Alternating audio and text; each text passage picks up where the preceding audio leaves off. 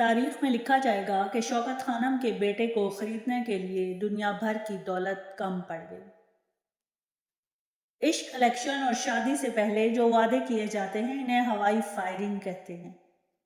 پاکستان کی تاریخ میں یہ واحد الیکشن ہے جہاں ووٹ ڈالنے میں اتنا وقت نہیں لگا جتنا گنتی کرنے میں رزلٹ نکلنے میں لگا۔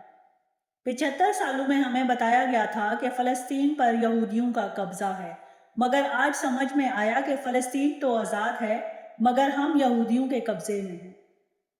اگر آپ کو عمران خان غلط لگ رہا ہے تو ہو سکتا ہے آپ ٹھیک ہوں، لیکن اگر دوسرے ٹھیک لگ رہے ہیں تو اپنا علاج کروائیں، آپ میں غیرت کی کمی ہے۔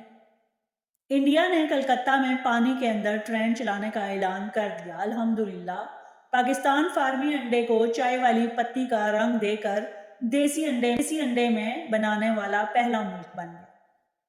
1947 میں 2 ملک بنے، ایک دنیا کی چوتھی بڑی معیشت بن گیا اور دوسرا میٹرک فیل سیاستدانوں کے ہتھے چڑھ گیا۔ بس یہی فرق ہے۔ نواز شریف ہر شہر میں ایئرپورٹ بنانے کا وعدہ اس لیے کر رہا ہے کہ برے وقت کا کوئی پتہ نہیں، جس شہر میں بھی ہوا ادھر سے ہی لندن بھاگ جاؤں گا۔ زندہ قومیں ووٹ کی طاقت استعمال کرتی ہیں جبکہ کمزور لوگ جلاؤ گھیراؤ اور توڑ پھوڑ کرتے ہیں، نتیجے میں طاقتور ان کو کچل کر رکھ دیتے ہیں۔ میاں نواز شریف آپ دیدہ ہو گئے، کہا قوم نے ہمارے ساتھ جو نیکی کی ہے اس میں نون نہیں ہے۔ 5 منٹ میں ہندوستان کو ختم کرنے والوں کو رزلٹ بدلتے بدلتے 7 دن لگ گئے۔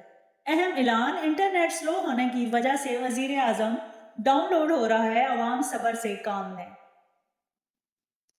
تاریخ لکھے گی کہ دوستی کا دعویٰ تو ہزاروں نے کیا، لیکن جب مشکل وقت آیا سب چھوڑ کر بھاگ گئے، صرف شاہ محمود قریشی کھڑا رہا آخری وقت تک۔ زوم والے 10 منٹ فری دے کر ایسے مبارکباد دیتے ہیں جیسے بحریہ ٹاؤن میں پلاٹ لے دیا ہو۔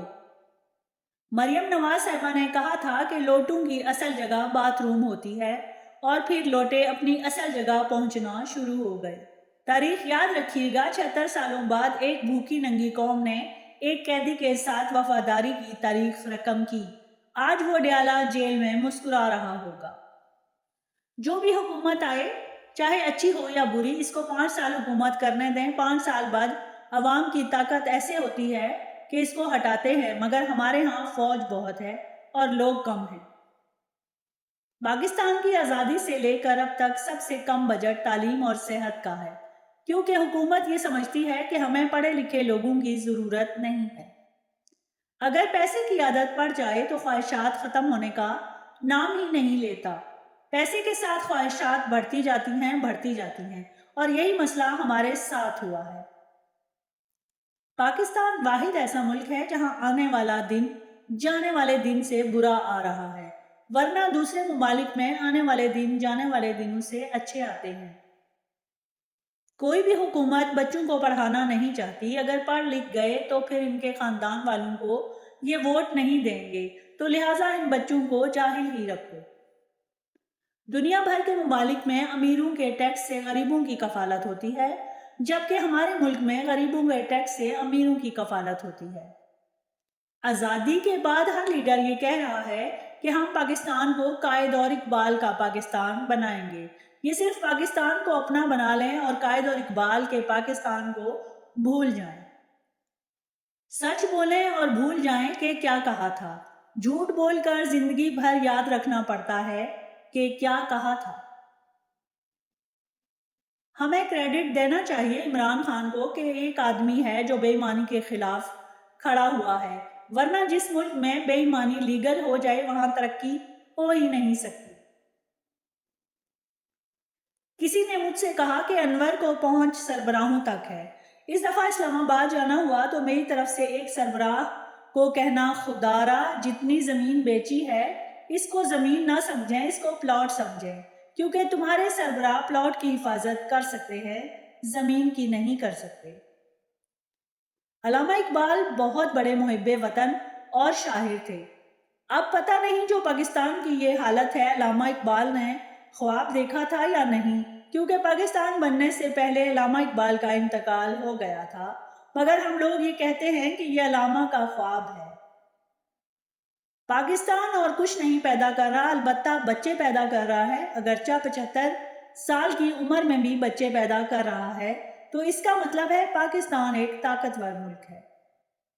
ہم جن کی وجہ سے محفوظ ہیں وہ تو ریٹائر ہو کر محفوظ ملکوں میں منتقل ہو جاتے ہیں۔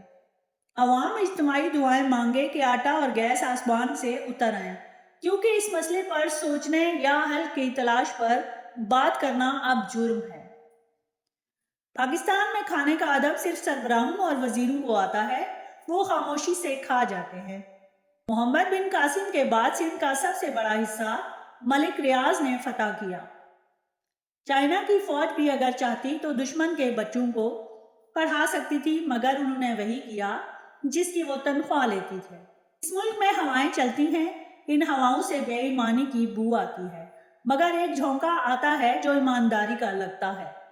دنیا میں دو چیزیں ایسی ہیں جو اپنا رستہ خود بناتی ہیں: بہتا ہوا پانی اور کرنل کی بیوی۔